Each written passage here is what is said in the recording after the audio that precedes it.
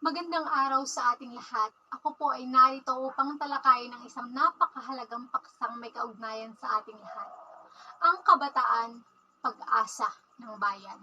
Nakakatuwang isipin na sa kabila ng mga hamon at pagsubok na kinakaharap natin sa kasalukuyan, tayo, mga kabataan ay may malalim na potensyal na maging tunay na pag-asa ng bayan.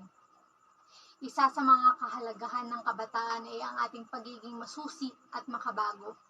Pinapakita natin ang ating kahusayan sa teknolohiya, komunikasyon, at pagkakaroon ng malawak na pang-unawa sa iba't ibang kultura.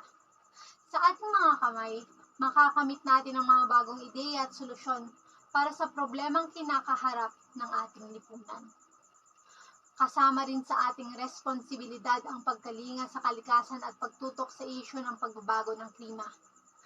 Tayo ang magiging tagapagtaguyod ng mga hakbang upang mapanatili ang kalikasan para sa mga susunod na henerasyon.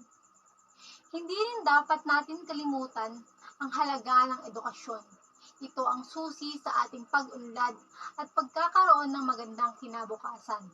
Mahalaga ang pagtutok sa ating pag-aaral upang maging handa tayo sa hamon ng buhay.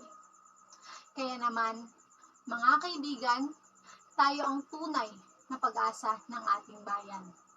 Ipinapaabot ko ang aking katuwaan na maging bahagi ng kabataang may malasakit at dedikasyon sa pag-unlad ng ating bayan. Huwag nating kalimutan na tayo ang makakalikha ng mas maganda at mas maunlad na hinaharap para sa ating lahat. Ako, si Manny Linines, isang kabataan at naniniwalang kaming mga kabataan ang pag-asa ng bayan. Maraming salamat at mabuhay, kapwa ko, pag-asa ng bayan.